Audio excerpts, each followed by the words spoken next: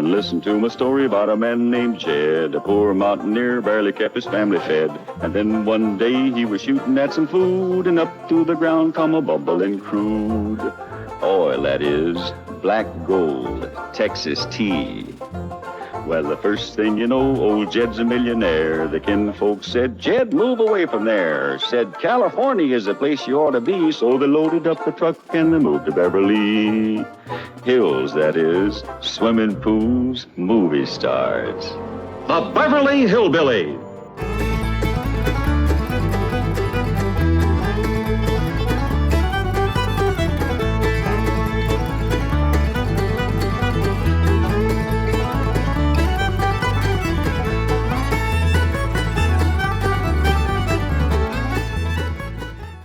Come along and visit with the Clampett family as they learn the simple pleasures of the hills of Beverly. That includes the products of your sponsor of the week, the cereals of Kellogg's, Kellogg's of Battle Creek. K-E-double-L-O double good Kellogg's, best to you.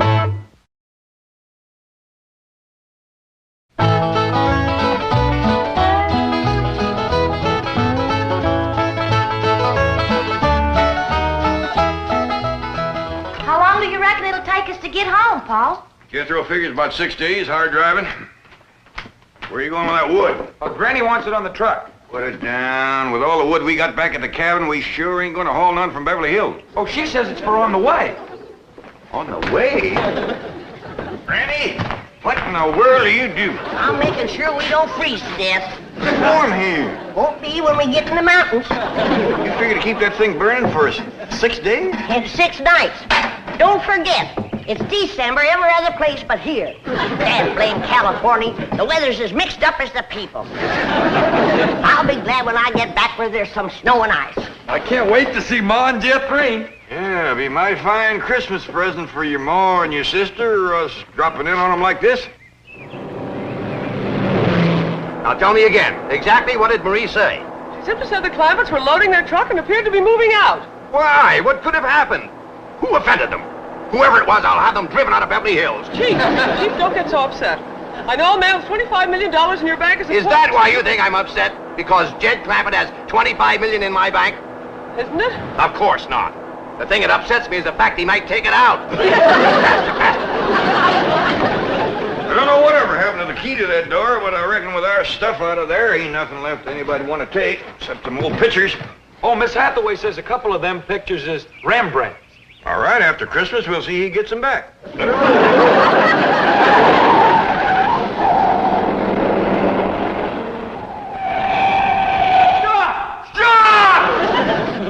Where are you going? Going home. What?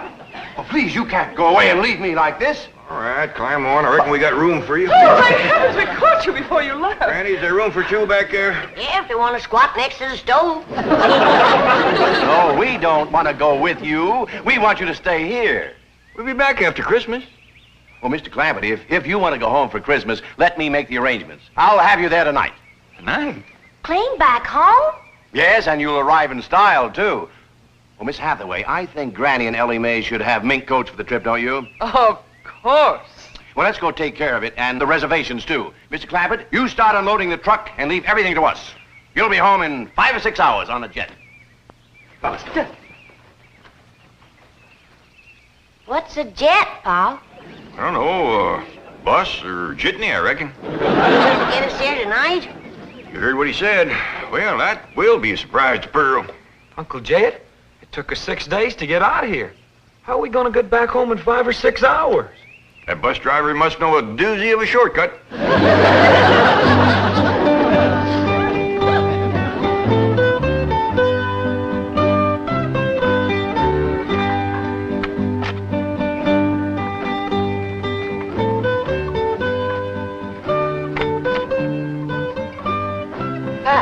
Have we got plenty of champagne and caviar? I guess so. Why? The entire first-class section has been reserved for a family of VIPs, the Clampetts. Wow. Young ladies, I presume you've been advised of special arrangements for the Clampett family? Oh, yes, indeed. We certainly have. Here they come now. Oh, get a load of those minks. Granny, Elly May, right this way. I'm sure you'll be quite comfortable in the lounge. This way. Uh-oh. How did they get past the gate? Let's get them out of here before the Clampetts see them. I'm afraid you're in the wrong section. May I see your tickets, please? Well, I don't think we got any. See, this bus sure is fancy. Why? You've come to the wrong place. You want the Bus station. Now, just go back the way you came and ask for the Traveler's Aid. Now, they'll help you. Oh, yeah. Well, thank you, ma'am. Granny, Elly May, come on. We're on the wrong bus. Mr. Clampett, what's the trouble? This is Mr. Clampett? Of course. Right this way. Jethro? Here, Jethro. Keep the tickets. Now, Mr. Clampett, you have the money Mr. Drysdale gave you. Yes, ma'am. Right here. A limousine will meet you and take you to Pearl's house. And Mr. Drysdale is phoning ahead to Mr. Brewster to be sure your cabin is in order. Well, don't let him give away a surprise to Pearl. Oh, he won't. Well, happy landing, Merry Christmas, and au revoir. Merry Christmas to you, too. And Jethro, here's something for you if you promise to bring it back to me. Take good care of them, and remember, the tall, young, good-looking one is mine.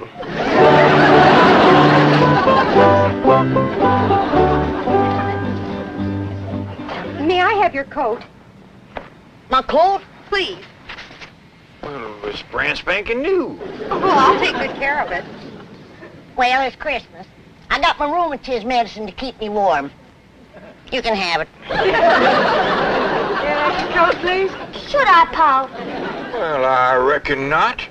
We don't mind sharing with folks, but when they get grabby and wanting everything, well, we just got to mule up and say no. If you can't afford to buy a coat of your own, here, you just peel off whatever you need. No, Mr. Clampett, you misunderstood.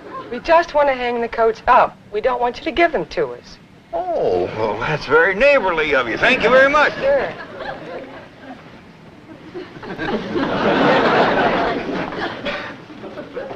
Now, if you'll all be seated over here until we get underway. Come on, let's go.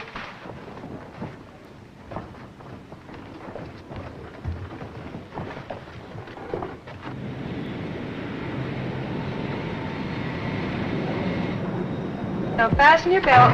Well, I ain't wearing one, ma'am. Just my Gallisons. I meant your seat belts. Doggies. This is a fancy bus.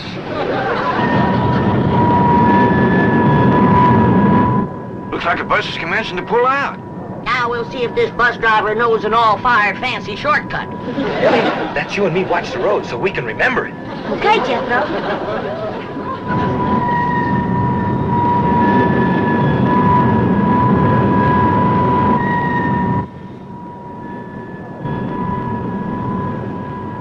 If you ask me, this bus driver of ours is lost. Just keeps us circling and a turning. You know there's no shortcut yet. Ding, ding.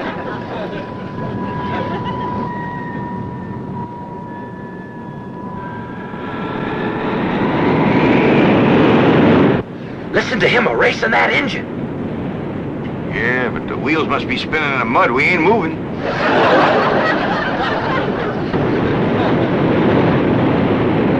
He got her out of the mud. Yeah, we're moving now. Look at it split, too. My doggies, if he gets to going much faster, this thing is gonna leave the ground.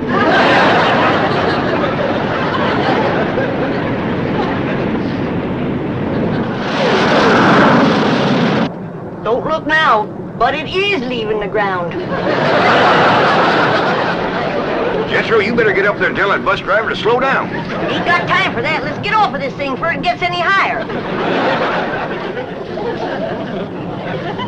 Now, wasn't that a smooth takeoff? You may unfasten your seat belts anytime you like. Would you folks like some champagne and caviar? Or would you prefer a nice hot meal? We have steak, chicken, fish, anything you like. Oh, no thanks. We had a mess of grits and jowls before we left home. Perhaps you'd like to relax in it. Take a little nap. There. Whoop. Doggies, Granny, ain't that something? It's good for my rheumatiz. Now, if there's anything else that we can do to make your trip more comfortable, just press the little button. And we'll be right here. Them girls ain't a bit scared. Sure is friendly, too. offering to share their food with us. Makes me feel ashamed we didn't let them keep our coats. You want me to go up and talk to the bus driver, Uncle Jed? I reckon not, Jethro. Don't nobody else seem skittish, and we don't want folks to think this is our first bus ride.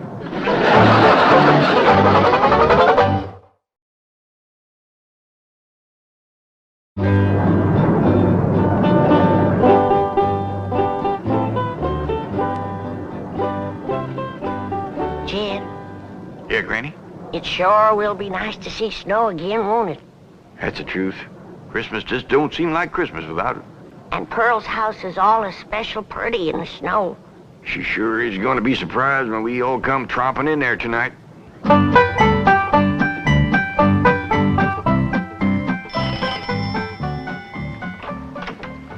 Howdy, Pearl. Homer Winch, when are you gonna learn not to walk into a body's house without a body inviting you? Well, I rang and you didn't come. You didn't give me time, you old coot. Now don't you never do that again. Get out of my parlor. I like you when you're mad, Pearl. You're an exciting woman. Homer, you get out of here. I don't have time for your foolishness. Jethrine and me's going to California to spend Christmas with Cousin Jake. Well, and I reckon you don't care to hear what I got to say. That's right. About Mr. Brewster. Mr. Brewster! Yeah, that tall, good-looking city fella works for the oil company. Drives that big car. What about him? Is he in town? I've been ordered from your parlor, Pearl. I think I'd best be going. Homer, I didn't mean it. Please, Homer, you tell me about Mr. Brewster, and I'll bake you a sweet potato pie. Well... And for dessert, red horse swimming in elderberry wine. You're an exciting woman, Pearl. Tell me. Well, you see, he stopped over at the Emporium to get some cheese and crackers. Said he was going to be over at Jed's cabin alone all day, and he didn't have no food. Thank you, Homer. Merry Christmas. Now, wait a minute, Pearl. You ain't going to do me out of my tater pie, are you? Well, of course not. You get it. Well, when? Well, I'll let you know. I'm busy right now. Bye, Homer. Ding, dang, darn it, I done it again. Let some pretty woman twist me around her finger. I hate to go home. Mama's going to give me the dickens.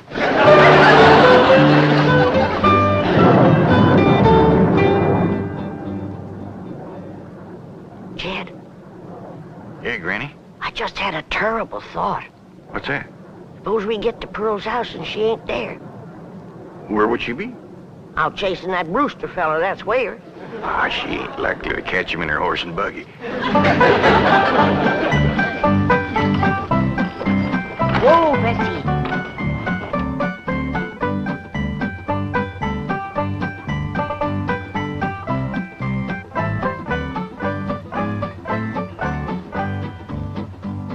Now, Bessie, I play my cards right.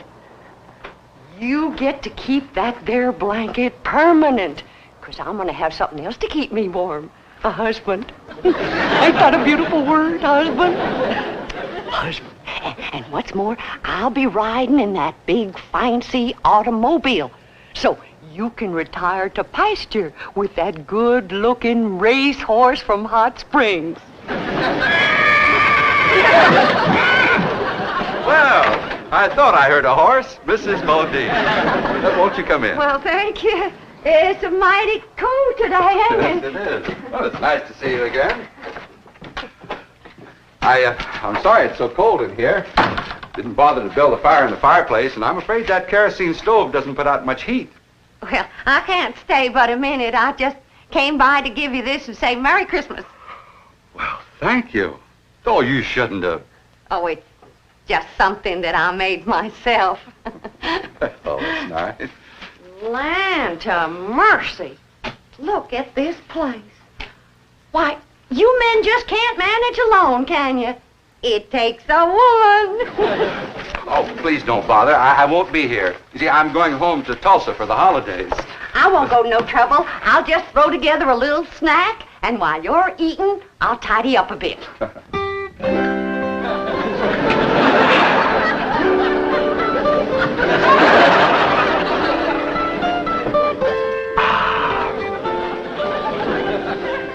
is the most fantastic miracle I've ever seen. The way you produced this banquet right out of thin air. Ham, fried chicken, roast pork, and this delicious sweet potato pie. That's Mom's special recipe. Oh. Here, wash it down with some red horse and elderberry juice.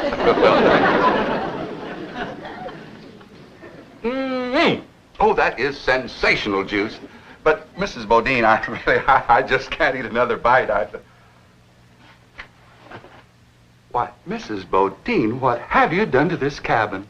Oh, do you see a difference? And where did you get those curtains?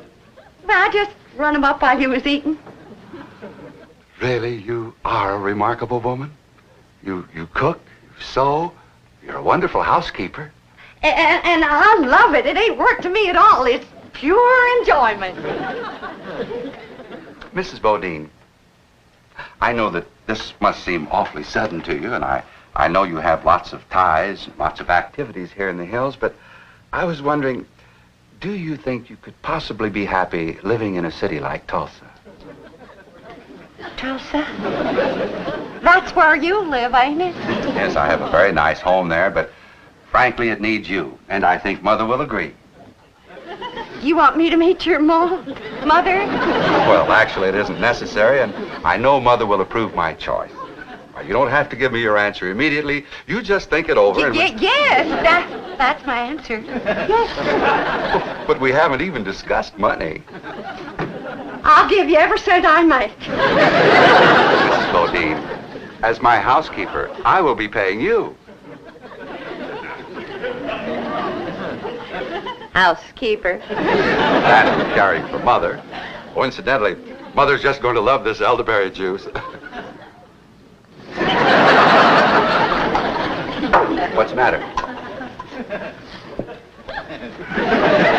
I do something? You sure did.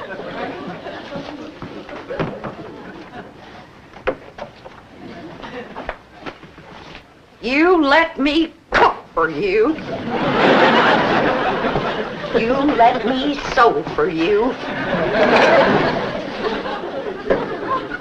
Hand me the ham. You let me house clean for you. Now then, I don't know what it takes to get engaged in Tulsa, but in these here hills, you've done enough to get yourself promised, hitched, and honeymoon. Really, Mrs. Bodine, I didn't mean to. I'm going to Beverly Hills to spend Christmas with my cousin Jed.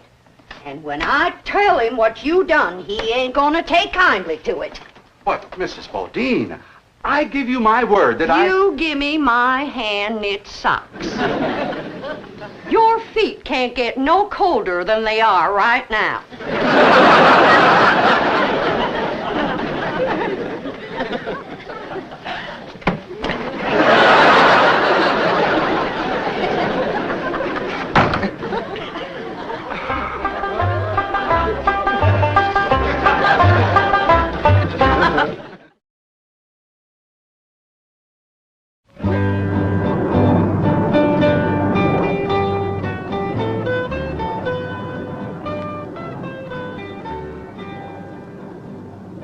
They're sleeping like babies. Do you think we should wake them for the movie? I don't know.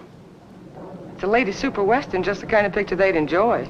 Well, why don't we start it, and if they wake up, fine. Good idea.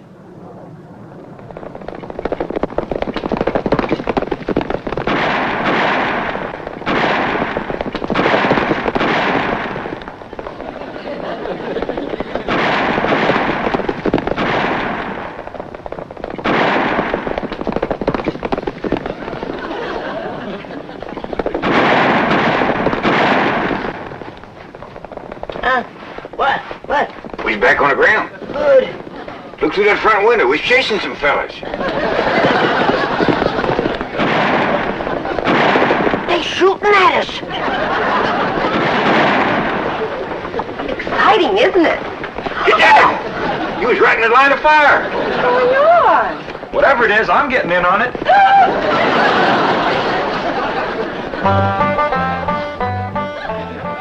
But, Drysdale. Pearl is on her way to California to see them. Well, can you catch her in time? Oh, I think so. She's driving a horse and buggy. I'll tell her family's on the way. No, this is a surprise. Well, then what'll I say? But say anything to keep her there until the Clampetts arrive, and I'll get over to Pearl's. Oh, no, she might misconstrue. You see, I have a very delicate situation here. Yes, you certainly have. And if you spoil Jed Clampett's Christmas surprise, he'll cut off your oil.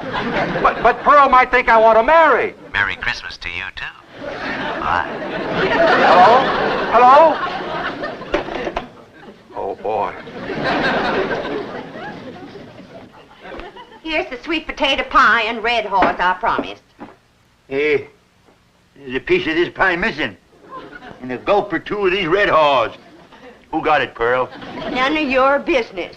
Now get along. Jethrine and me is leaving for California. Yeah, I want a whole pie just like I was promised. Now you get out of here before I throw you out of here. Men is all alike. Gimme, gimme, gimme. You're an exciting woman, Pearl. Don't you even speak to me. There ain't a man alive worth the powder it'd take to blow him to you nowhere. Men is just a bunch of low-down, no-good Mr. Brewster! Mrs. Bodine, I hope you're not angry at me any longer. Angry at you? Why, don't be ridiculous. Oh, here, have some more sweet potato pie and some red horse. Oh, this is a rascal been trying to steal my woman and my pie. I'm going to give you such a Oh, I think I throwed my dang knee out. And I'm going to throw out the rest of you.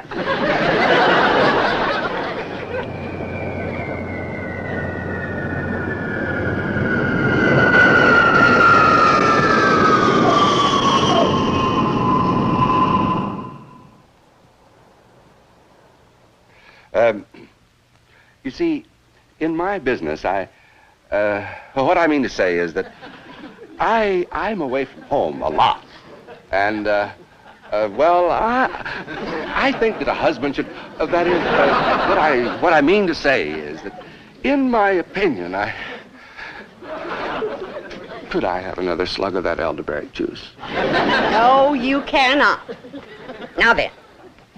I've been sitting here for 3 solid hours listening to you, and you have yet to say one word that a widow woman could get her teeth into. Jethrine, bring the suitcases. Oh, please don't go. I ain't listening to one more word you got to say lest you say it on your knees. Don't come in yet, Jethrine. Say it. Please don't go. You are the slipperiest man that ever lived. Come on, Jethrine. You get out of my parlor and you stay out. You want me to throw him out, Ma? He can walk. Homer Winch, is that you again? No, Pearl, it's us.